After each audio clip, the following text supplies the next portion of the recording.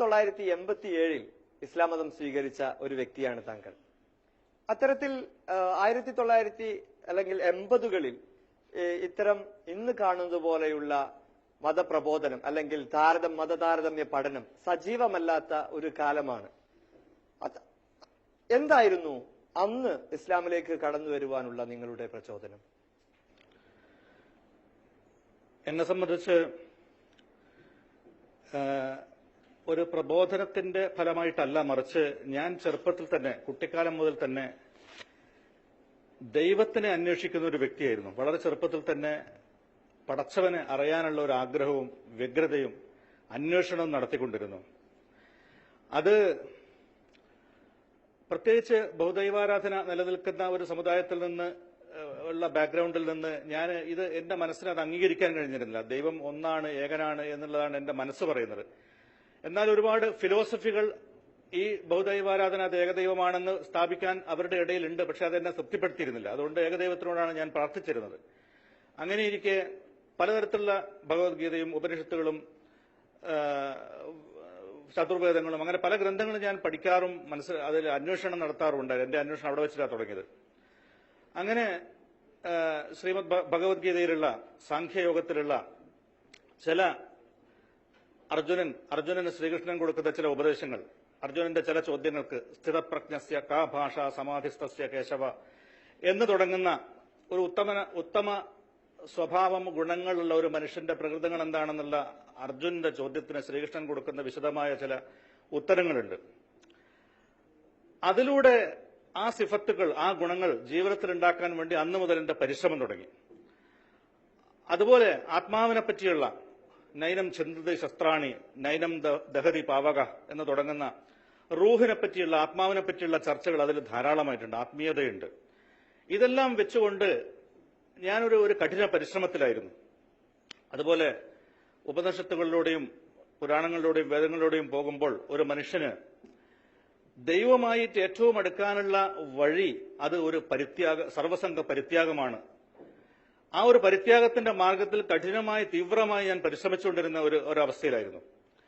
അതായത് ഭൗതികമായ യാതൊരു ആസ്വാദനങ്ങളും പാടില്ല, നല്ല രുചിപ്രദമായ ഭക്ഷണം കഴിക്കരുത്, നല്ല ഭംഗിയുള്ള വസ്ത്രം ധരിക്കരുത്, മുടി ചെയ്യരുത്, ചെരുപ്പ് ധരിക്കരുത് എന്നുള്ള കഠിനമായ ഒരു സന്യാസത്തിന്റെ പോലെയുള്ള ഒരു വഴിയിലായിരുന്നു ഞാൻ പരിശ്രമിച്ചുകൊണ്ടിരുന്നത്.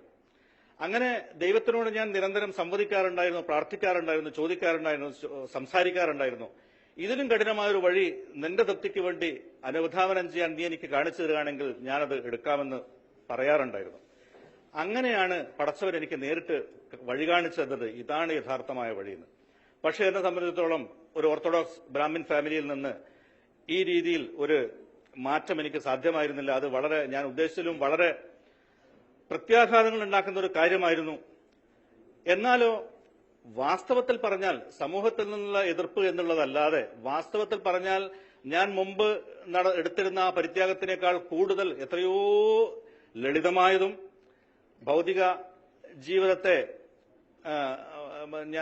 ഞാൻ ഉദ്ദേശിച്ചിരുന്ന രീതിയിൽ ആ കഠിനമായ കാര്യങ്ങളെല്ലാം അതിൽ നിന്നെല്ലാം വലിയൊരു ലിബറൽ ഒരു ജീവിതമാണ് എനിക്ക് ഇസ്ലാം കാഴ്ചവെച്ചത്. പക്ഷെ അതിൽ ഒരുപാട് പ്രത്യാഘാതങ്ങൾ വേണ്ടി വന്നു. അത് സഹിക്കേണ്ടി വന്നു, നേരിടേണ്ടി വന്നു. പിന്നെ ഞാൻ MBBS പഠിച്ചുകൊണ്ടിരിക്കുന്ന കാലഘട്ടത്തിൽ എന്റെ തീരുമാനം എന്തായിരുന്നുണ്ടെങ്കിൽ MBBS കോഴ്സ് കഴിഞ്ഞതിന് ശേഷം ഹിമാലയത്തിൽ പോയി തപസ് ചെയ്യണം എന്നുള്ളൊക്കെ ഉദ്ദേശമായിരുന്നു.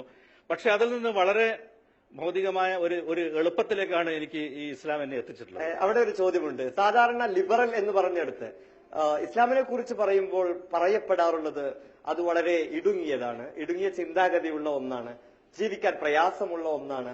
ഇവിടെ താങ്കൾ വളരെ വ്യത്യസ്തമായി പറയുന്നു, ഇസ്ലാം ഒരു ലിബറൽ അല്ലെങ്കിൽ അത്തരത്തിൽ വിശാലമായ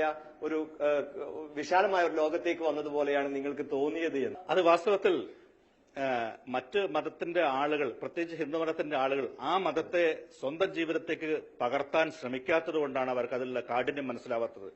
കാരണം ദൈവസാമീപ്യത്തിന് വേണ്ടി തന്നെ അർപ്പണം ചെയ്യണം, എല്ലാം പരിത്യജിക്കണമെന്ന് പറയുന്ന ഒരു നല്ല ഭക്ഷണം, ഒരു ടേസ്റ്റുള്ള ഭക്ഷണം പോലും കഴിക്കാതെ, ഞാൻ പ്യുവർ വെജിറ്റേറിയൻ ആയിരുന്നു, അതിൽ തന്നെ രുചികരമായ ആസ്വാദ്യകരമായ ഒരു ഭക്ഷണം ഞാൻ കഴിക്കാറുണ്ടായിരുന്നില്ല.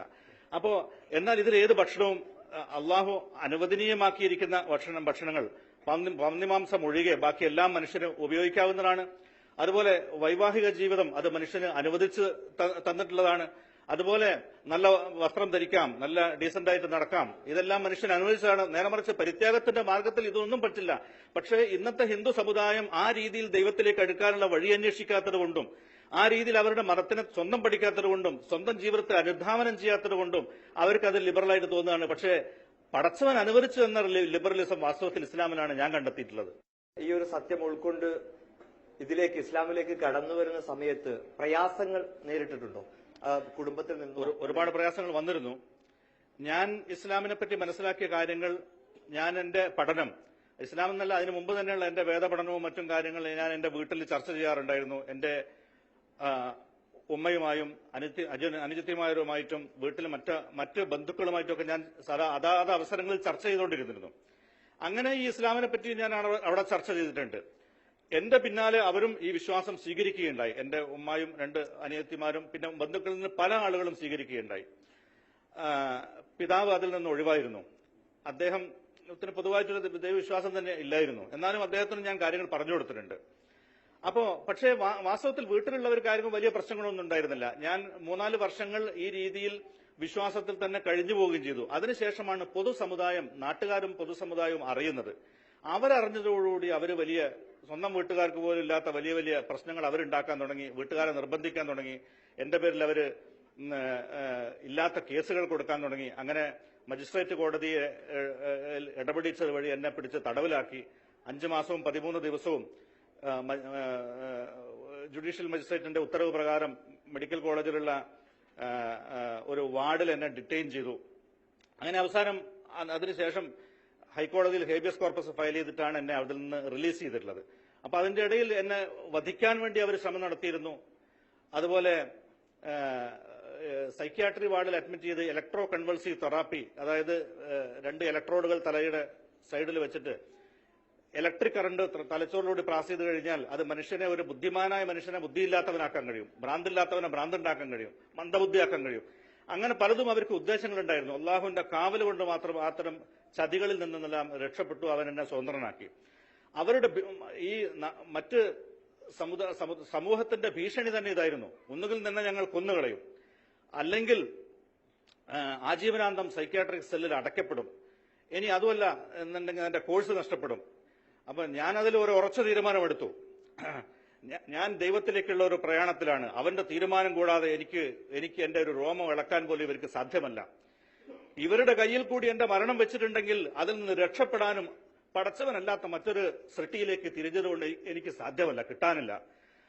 അതുകൊണ്ട് ഞാൻ ഉറച്ച തീരുമാനമെടുത്തു, ഇവരെന്ത് ചെയ്യുന്ന ചെയ്യട്ടെ, എന്റെ രക്ഷിതാവ്, എന്റെ റബ്ബ്, എന്റെ പടച്ചവൻ, അവൻ എന്നെ നോക്കിക്കൊള്ളും എന്നുള്ള നിലയിൽ ഞാൻ അവരോട് ഒരു ഉറച്ച തീരുമാനമെടുത്തു. അതുപോലെ തന്നെ പടച്ചവന്റെ ഭാഗത്ത് എനിക്ക് അദൃശ്യമായ സഹായങ്ങളുണ്ടായി. ഭൗതികമായ സാഹചര്യങ്ങളും അവർ തന്നെ ഉണ്ടാക്കിയ പല എവിഡൻസുകളും എനിക്കെതിരായി വന്നു എങ്കിലും ശരി, പടച്ചവൻ അതിനെല്ലാം നിഷ്പ്രഭമാക്കിക്കൊണ്ട് വളരെ എളുപ്പമായ രീതിയിൽ അതിൽ നിന്നെല്ലാം